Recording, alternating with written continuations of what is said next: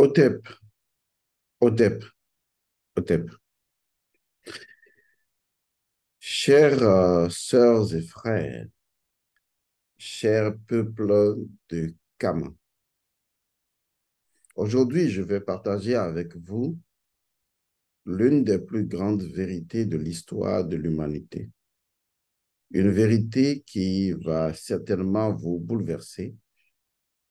Une vérité, et je l'espère, cette vérité-là, une vérité qui pourrait changer la donne dans la pensée souche du peuple de Kama face aux autres peuples. Ce que je vais dire ne peut être compris que par ceux-là qui peuvent encore faire preuve d'intelligence, par des gens qui peuvent faire preuve de transcendance, des personnes qui acceptent enfin d'ouvrir les yeux sur le principe premier des choses qu'ils se produisent.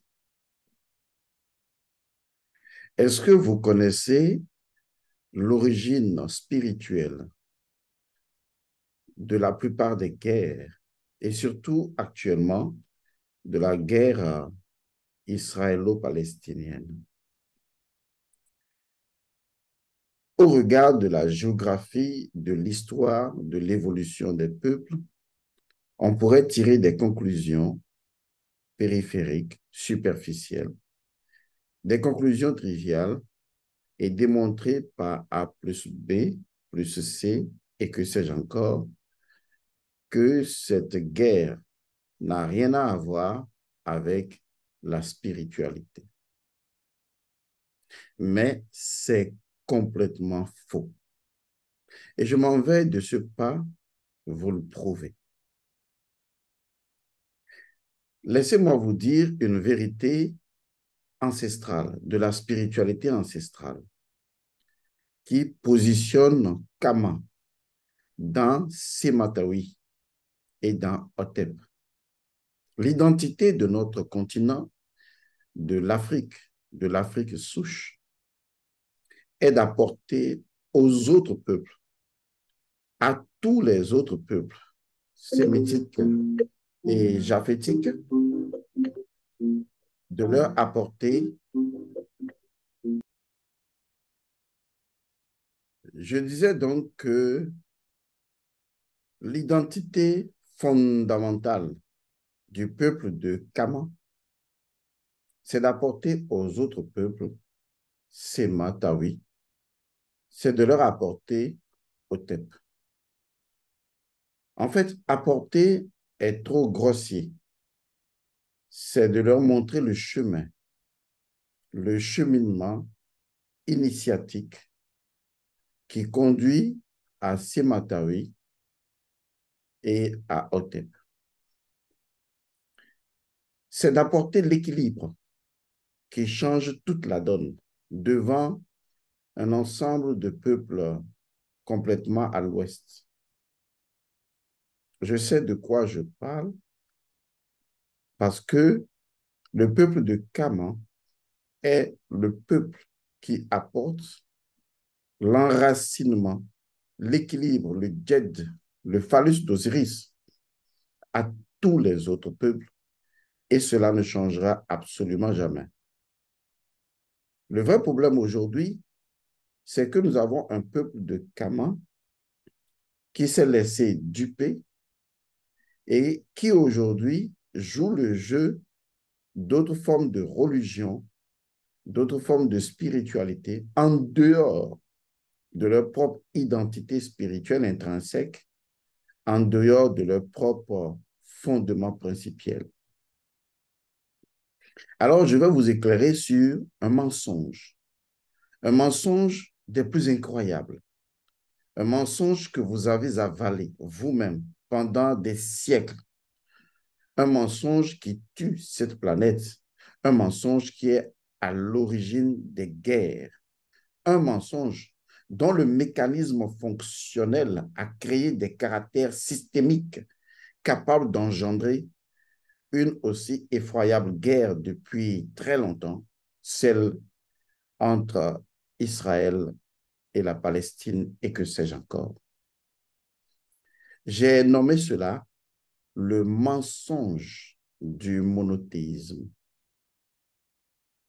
Je vais être clair avec vous et je dis et dicte à qui veut l'entendre et à quelque philosophie que ce soit ou à quel professeur que ce soit de me démontrer le contraire.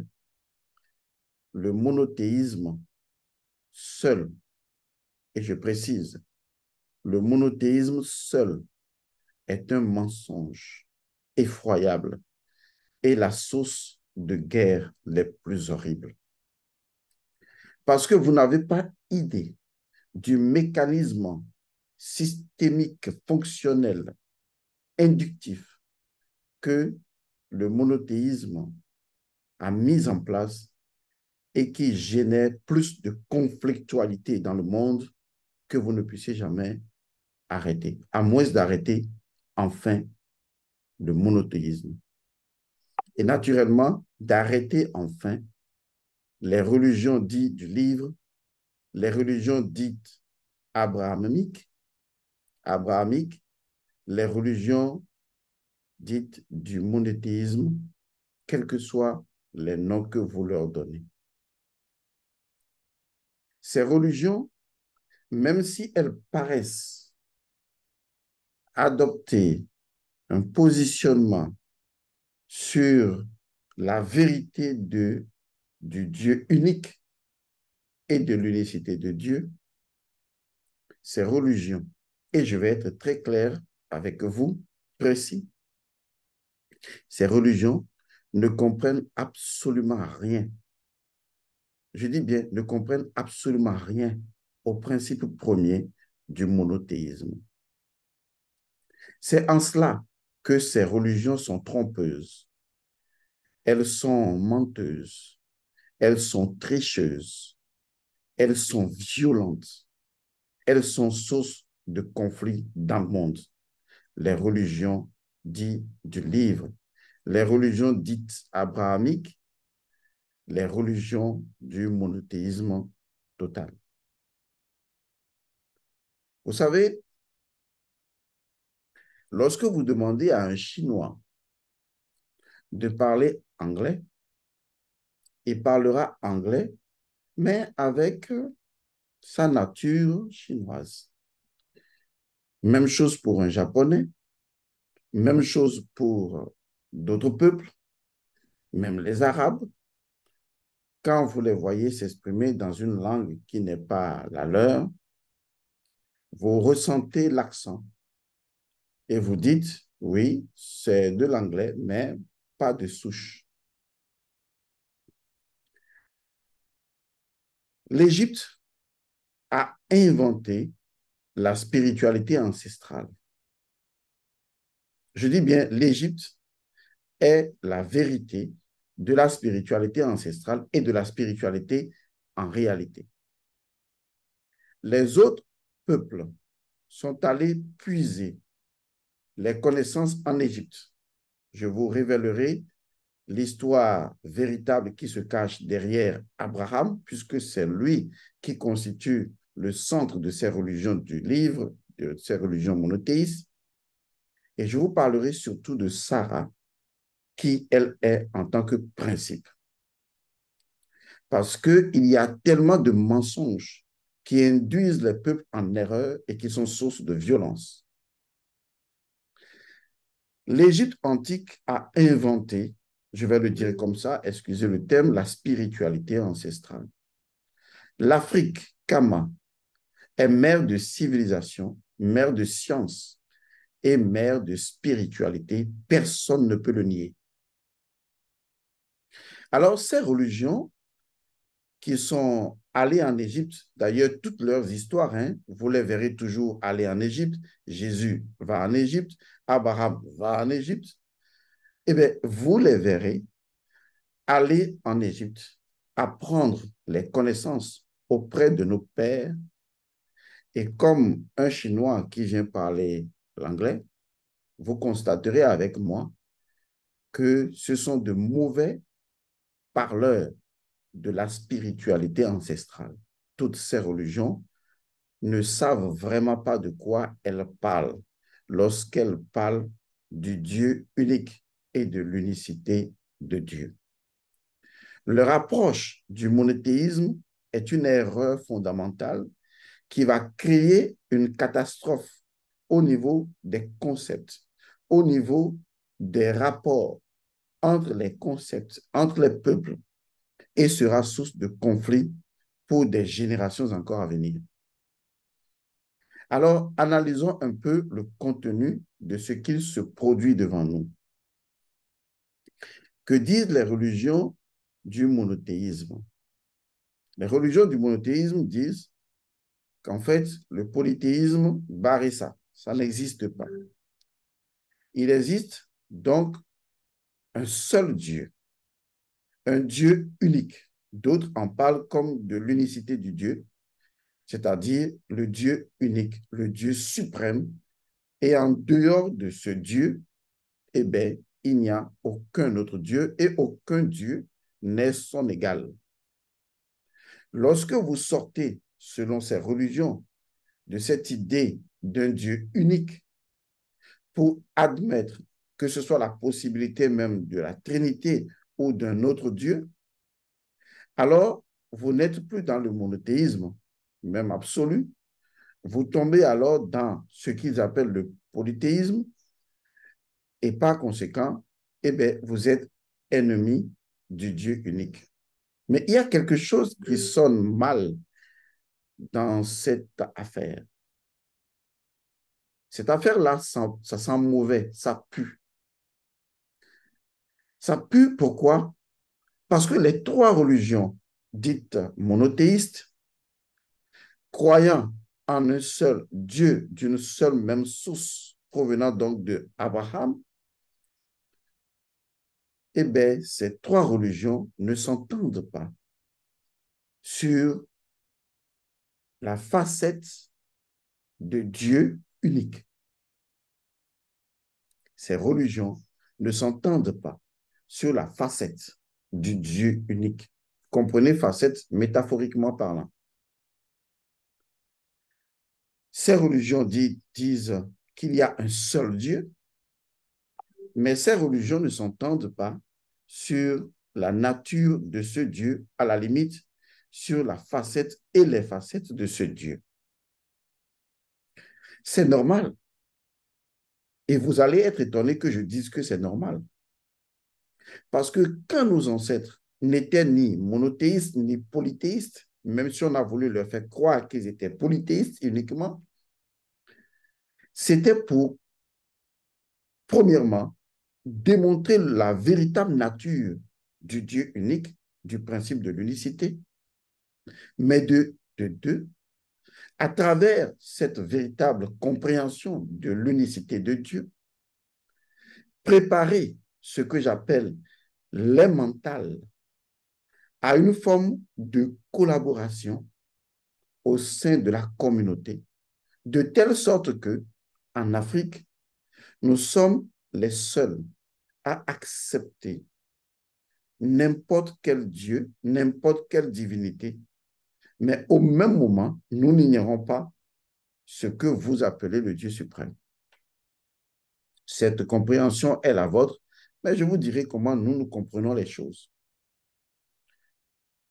Et donc, si vous analysez les Africains, ils acceptent quand vous leur apportez Jésus, ils acceptent, vous leur apportez Bouddha, ils acceptent, quand vous leur apportez le shintoïsme, ils acceptent, quand vous leur apportez l'islam, ils acceptent parce qu'en réalité, la configuration mentale, je dis bien la configuration mentale de l'identité spirituelle, la configuration mentale que l'identité spirituelle de l'Africain a réalisée permet à l'Africain d'être tolérant, d'être ouvert envers toute forme de pratique spirituelle, parce que pour l'Africain, tout cela fait partie de l'unicité du Dieu, de la nature du Dieu unique. Vous comprenez donc qu'en fait, si on entre dans la spiritualité ancestrale, Le Dieu unique ne se comprend pas de la même façon que lorsqu'on va dans l'islam, dans le christianisme, que dans le judaïsme. Ce n'est pas la même chose. Parce que ces religions n'ont rien compris à ce que nos ancêtres leur avaient enseigné. Et ces religions ont pris parti pour une forme de philosophie monothéiste, en fait, qui est à fondement polythéiste chez eux, puisque les trois religions ne voient pas les mêmes facettes du même Dieu. Mais ce que cela engendre de grave, c'est que cela crée au niveau du mental un absolutisme par rapport à l'adoration de Dieu par chaque religion, et cela va générer des conflits interreligieux. C'est tout à fait normal, parce que si vous concevez le Dieu unique comme ces religions l'approchent, il n'est pas possible que si je suis du judaïsme, j'accepte l'islam, je ne peux pas l'accepter. Et si je suis de l'islam, je ne peux pas accepter le christianisme, c'est pas possible. Et personne ne réfléchit pour comprendre, mais comment est-ce possible? Et pourtant, ces religions sont des religions soit dit d'Abraham, en quelque sorte, qui a connu un seul Dieu. Comment une telle chose est possible? C'est dû au fait que la façon dont ces religions dites monothéistes ont été enseignées ou ont pris le monothéisme est une erreur monumentale qui a conduit à la radicalisation de chaque religion dans sa conceptualité du Dieu unique et qui va engendrer inévitablement le chaos interreligieux. Ces religions ne pourront jamais s'entendre. Non pas parce que ces religions ne veulent pas s'entendre, non pas parce que les êtres humains de ces religions ne veulent pas s'entendre, parce que l'acceptation par ces religions de la compréhension, de leur compréhension actuelle du monothéisme rend cela absolument impossible. Vous pouvez créer des relations interreligieuses, vous pouvez créer des ONG, des communautés, vous pouvez tout faire. Ces trois religions ne s'entendront absolument jamais parce que leur véritable problème vient du mensonge du monothéisme, du mensonge de leur compréhension du monothéisme, ce qui les a radicalisés, ce qui a radicalisé chaque religion vis-à-vis d'une autre religion. Et le pire, c'est que dans cette radicalisation, chaque religion dira être la vraie religion du monothéisme et c'est ce qui va aggraver les situations. La spiritualité ancestrale, je vais être clair, basique et trivial avec vous, n'est ni monothéiste ni polythéiste. Ce sont des terminologies erronées. Toutefois, nous les utiliserons pour la compréhension entre vous et nous. L'Égypte antique, dans sa spiritualité, n'est ni monothéiste ni polythéiste. Il faut comprendre la philosophie de base de l'unicité de Dieu, la philosophie de base de la compréhension du Dieu unique en spiritualité ancestrale. Et c'est ce que je m'en vais vous expliquer. À quel moment nous pourrions dire que Dieu est unique? C'est une question qu'il faut vraiment se poser. À quel moment pourrions-nous dire que Dieu est unique? Est-ce que vous vous êtes posé vraiment cette question-là? Parce que si vous ne comprenez pas à quel moment vous comprenez que Dieu est unique ou dans quelle perspective, vous aurez tout faux. Parce que c'est là le problème. C'est là la christologie. À quel moment nous comprenons, comment nous comprenons le caractère unique de Dieu? Alors, l'unicité de Dieu démontre une chose simple.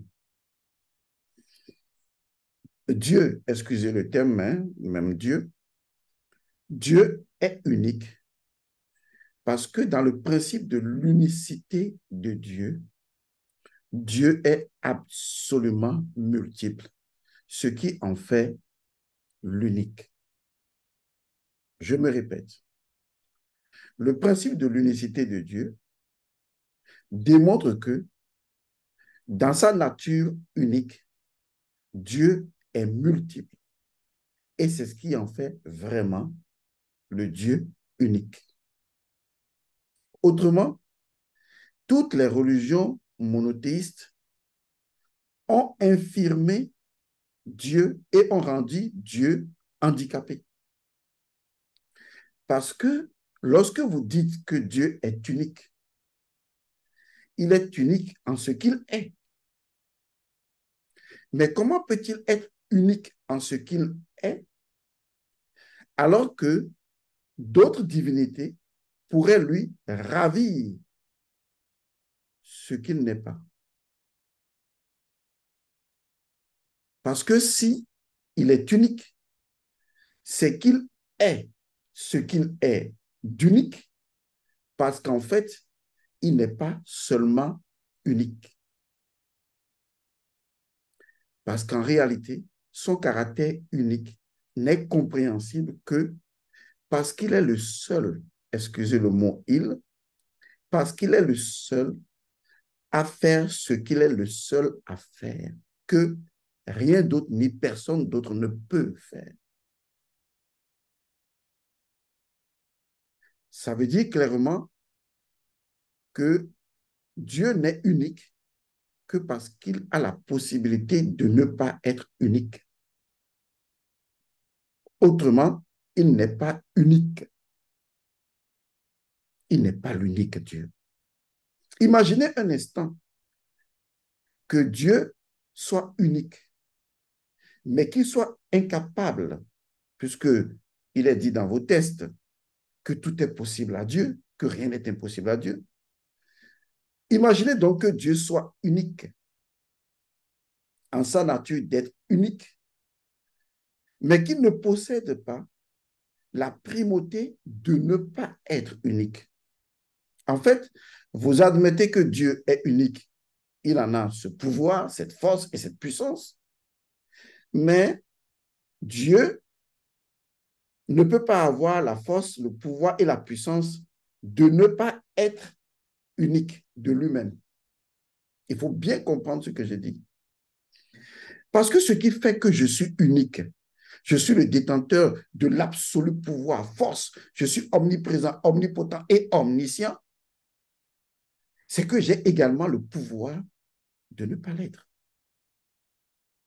Autrement, en quoi est-ce que je suis omnipotent? Parce que mon omnipotence, mon unicité n'est appréciée, n'est appréciable que parce que, justement, j'ai la maîtrise du fait que je suis l'unique Dieu et que j'ai la maîtrise du fait que je peux choisir de ne pas être l'unique Dieu.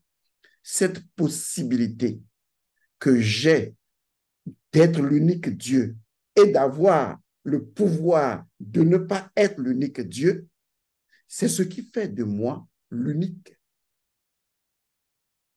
Autrement, vous m'enlevez le fait que je puisse, en étant l'unique, vous m'enlevez le fait que je puisse ne pas être l'unique et vous ne me donnez que le fait que je sois unique. Donc, vous me limitez au fait que je suis l'unique, mais que je n'ai pas le pouvoir de ne pas être l'unique. Et là, une autre question va venir. Pourquoi, si Dieu est l'unique, voudrait-il avoir le pouvoir de ne pas l'être? Ce n'est pas voudrait, parce qu'il n'est unique que parce que non seulement il est unique, mais qu'il peut justement ne pas être l'unique. Et cela fait partie de sa volonté d'être unique. Parce que c'est en cela qu'il est l'unique. Je sais que cela peut bugger un peu dans votre esprit, mais je vais vous donner des exemples terre à terre. Parce que vous ne comprenez que les choses de façon terre à terre. Prenez, par exemple, votre papa à la maison. On est d'accord. Vous dites que votre papa est l'unique papa. Et en dehors de lui, d'accord, là, je suis en train d'anthropomorphiser Dieu, hein, si vous voulez. Il est l'unique papa. Et en dehors de lui, il n'y a pas un autre papa. On est d'accord. Ça veut dire qu'il a le pouvoir d'être l'unique. C'est pour ça qu'il est l'unique. Il peut faire ce qu'il veut. Rien ne lui est impossible. Et donc, ça veut dire que ce qui le rend unique, c'est le fait qu'il a le pouvoir d'être unique, mais qu'il a également le pouvoir de ne pas être unique. C'est ce qui fait qu'il est unique à détenir le pouvoir de l'être et de ne pas l'être.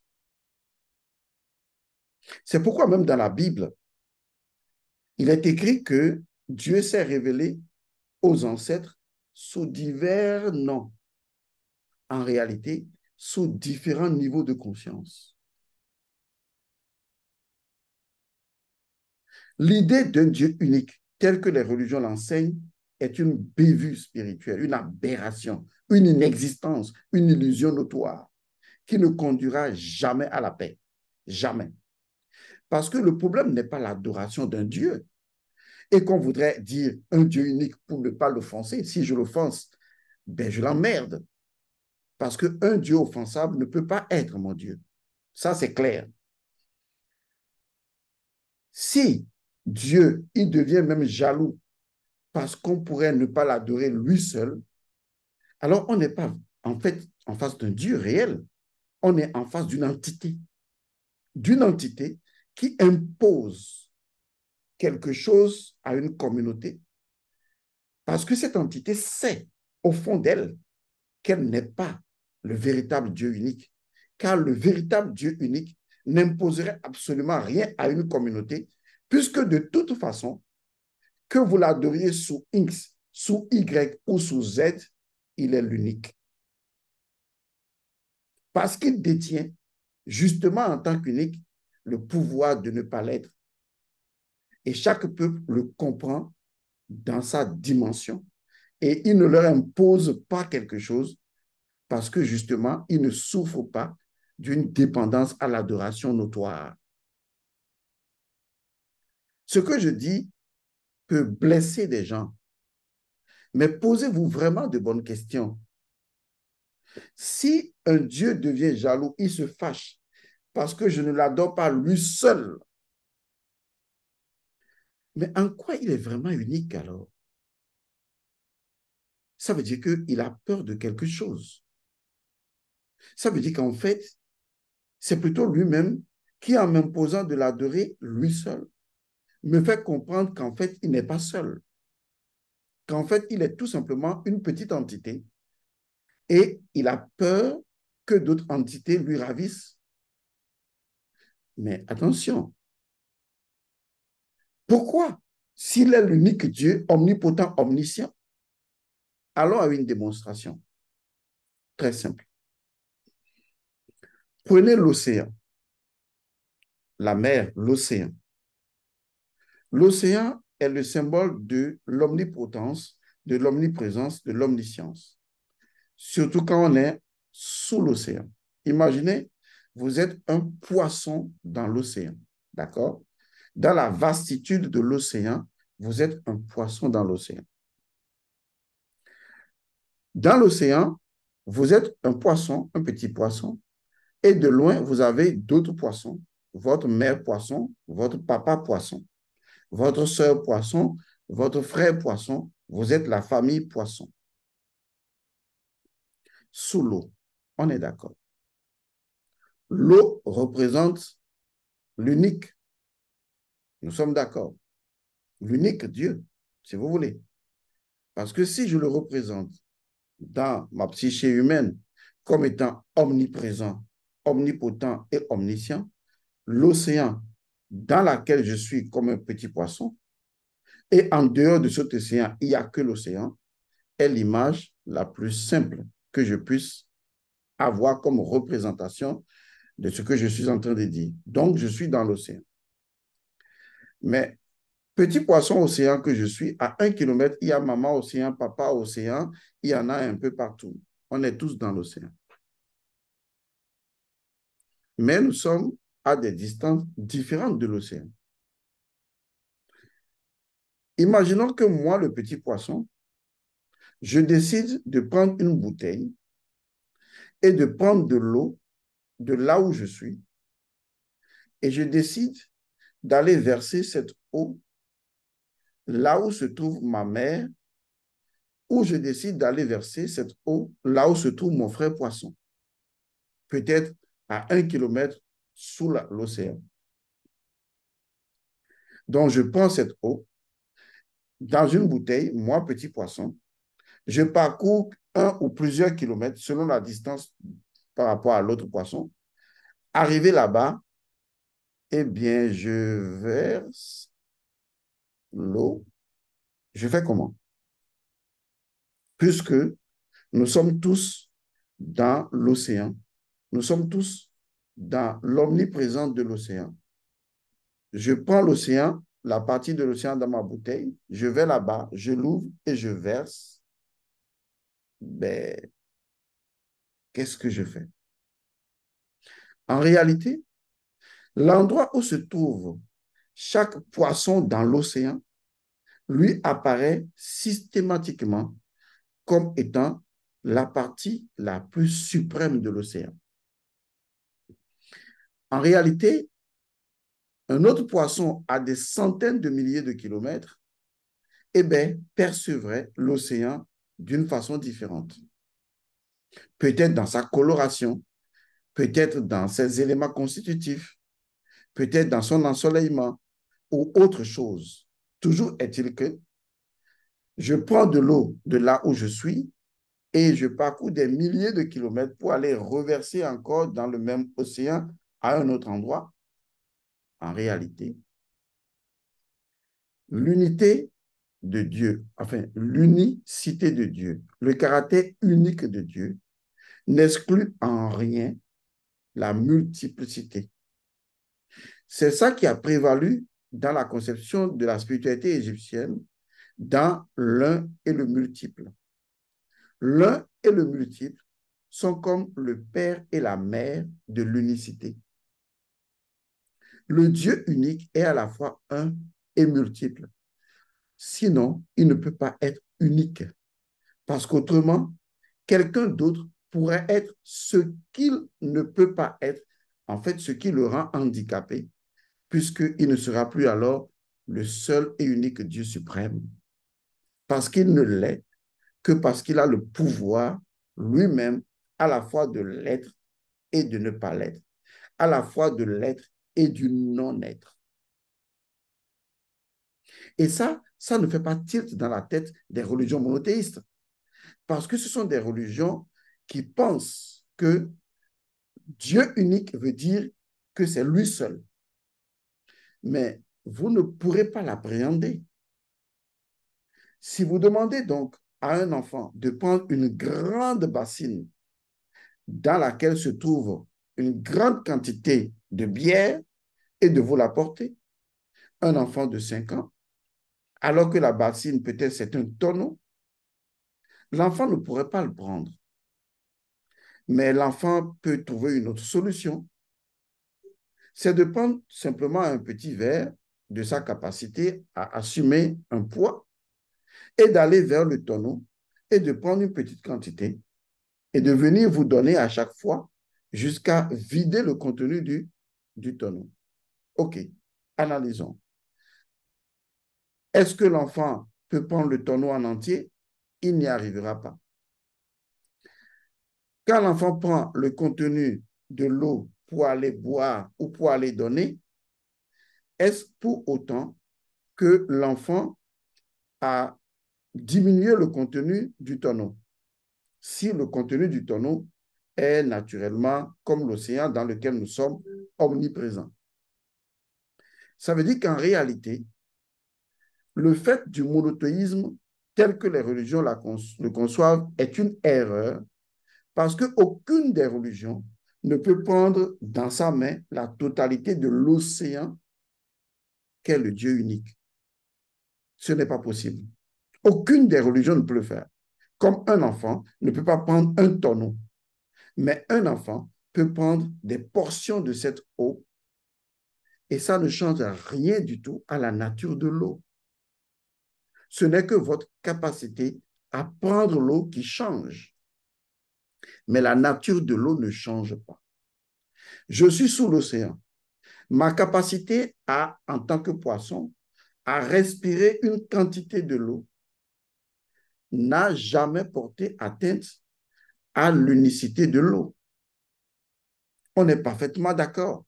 C'est juste ma capacité à absorber de l'eau. L'eau ne sera pas perçue pour un petit poisson comme un requin. Jamais. Imaginez que toutes ces religions se trouvent dans l'océan comme des poissons et que chaque religion, dans cet océan de l'unique Dieu, ne peut appréhender de sa respiration que la quantité de là où il se trouve dans l'immensité, dans l'immensitude de l'océan de l'unique Dieu. Mais si ce que cette religion poisson respire est considéré comme étant l'unique absolu Dieu, opposé à ce que l'autre religion respire, alors que les deux sont dans le même océan, cela voudrait donc dire qu'en réalité, cette poisson-religion a fait de ce qu'il perçoit de l'unique Dieu, son Dieu unique, donc a créé une entité unique qui n'est pas le Dieu unique.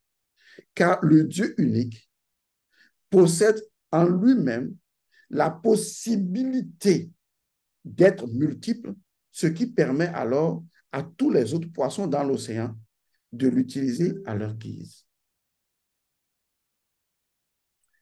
Vous voyez, en fait, le vrai problème, c'est d'avoir fait de Dieu un être humain, mais gigantesque avec des pouvoirs. Si les religions monothéistes avaient compris que Dieu est simplement la vie, l'énergie de la vie qui coule en tout ce qui existe, alors on comprendrait également que la quantité de vie qui circule en moi ne diminue en rien du tout la vie universelle. Et que la quantité de vie que l'autre a en lui ne diminue en rien la vie universelle. Car quelle quantité puis-je absorber dans l'océan alors que je suis dans l'océan? Est-ce que tout l'océan peut-il être à moi? Est-ce que le fait de respirer une quantité de cet océan fait déjà que ma capacité devient mon unique Dieu et qu'en dehors, l'autre qui respire le même océan ne peut-il pas être considéré comme étant en train d'adorer l'unique Dieu, mais dans sa facette à lui, dans sa capacité à absorber cet océan? Ce qui se passe aujourd'hui dans les guerres religieuses, comme dans la guerre israélo-palestinienne, ce n'est pas pour vous directement une guerre religieuse ou interreligieuse, on est d'accord. Mais c'est une guerre qui est née de la façon dont notre conception du Dieu unique a façonné notre mental et nous pousse à nous considérer comme étant un peuple élu face à un autre peuple qui ne serait pas élu, qui ferait de nous celui qui connaît le vrai Dieu par opposition à l'autre qui ne connaît pas le vrai Dieu et à désacraliser l'autre et à le considérer comme des animaux et il faut tout simplement les abattre. Vous imaginez donc que dans la conception africaine, pour nous, nous ne sommes ni monothéistes ni polythéistes. Je l'ai déjà dit. Nous sommes ce que nous sommes. Pour nous, il y a un seul Dieu. Mais mes bras ne peuvent embrasser que ce que mes bras peuvent embrasser.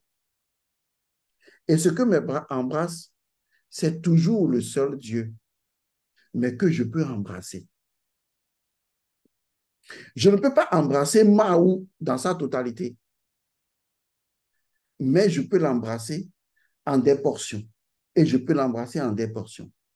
Mais ces portions ne partitionnent pas Dieu. Ces portions ne sont que ma capacité à évoluer progressivement dans l'océan que Dieu constitue.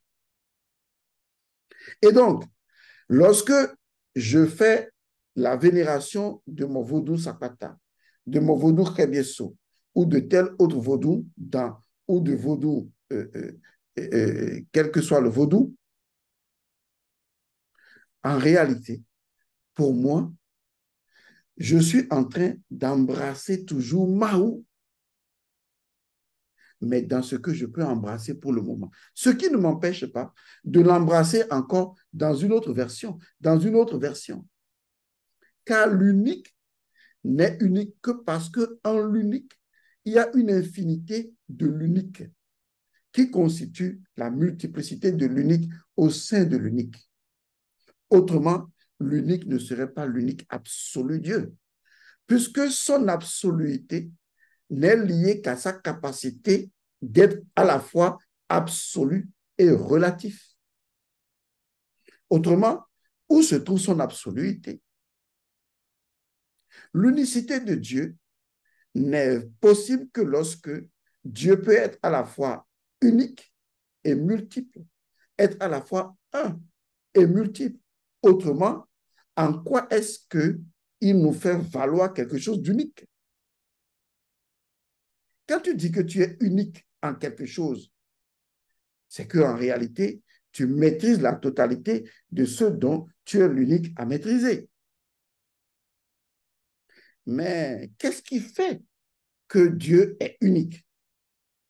C'est parce qu'il a le pouvoir d'être unique, mais il a le pouvoir d'être multiple, parce qu'il est l'unique à pouvoir le faire. Il est l'unique à pouvoir être unique et à pouvoir être multiple. Il est l'unique à le faire. Donc, laissez-moi tomber vos conneries de, oui, Allah, ce n'est pas la Trinité, c'est des conneries. Laissez-moi vos conneries comme quoi, oui, les religions africaines adorent plusieurs dieux. Vous n'avez rien compris.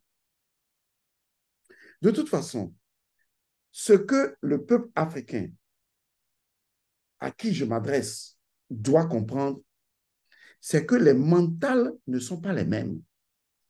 Il y a 3 mentales à la base. Le mental kémitique ou kamite, le mental japhétique et le mental sémitique. Ce sont les 3 mentales. Ne demandez pas à un mental japhétique de comprendre la profondeur de l'un et du multiple du mental kamite. Ça n'arrivera pas. Et ne demandez pas au mental sémitique, dans son équilibrisme, de chercher à comprendre les principes premiers qui codifient la nature profonde de l'un et du multiple. Ça n'arrivera pas. C'est pourquoi ces religions n'apporteront jamais la paix. Au moment où l'islam vous dira, nous sommes tolérants, nous acceptons les autres religions, si vous entrez en profondeur, ils diront que les autres iront en enfer. Si vous prenez le christianisme, quand vous allez rentrer en profondeur, en fait, ils vous diront après que si vous êtes musulman, vous irez en enfer. Et n'allez pas parler du judaïsme. Parce que ces 3 religions se sont trompées sur le principe premier du monothéisme et engagent des guerres dans le monde. Ces religions ne peuvent pas apporter la paix. Elles peuvent apporter des langages de paix. Mais la profondeur qu'incarne la paix leur a échappé depuis longtemps. Seul Kama et sa spiritualité ancestrale, basée sur l'esprit de la mélanine, de l'acceptation de tous, car c'est ça la mélanine, peut apporter cet équilibre au monde. Nous sommes les peuples de Sematawi. Nous sommes les peuples de Hotep. Et notre rôle, c'est d'apporter Hotep et Sematawi à tous les peuples. Parce que leur nature versatile, leur nature inconstante ne peut pas leur apporter la paix. L'Occident jouera toujours sur les mots. D'autres joueront sur l'équilibrisme ou des ajustements. Mais la vérité demeure dans Kama. Vous voulez comprendre le fondement spirituel de la guerre israélo-palestinienne? C'est l'échec, l'usurpation, le mensonge de l'enseignement du monothéisme. Nos ancêtres, sur cette terre de Kama, avaient expérimenté ces voies et avaient compris que ces voies n'engendrent que la guerre. Je conseillerais donc à ces religions de renoncer à leur enseignement lugubre, maléfique, non maîtrisé du monothéisme dont ils ne connaissent pas les principes premiers, parce que c'est en révélant cela à leur mental que leur mental va se reconfigurer progressivement pour vivre en paix avec toutes les natures multiples de l'unicité de Dieu. J'ai dit.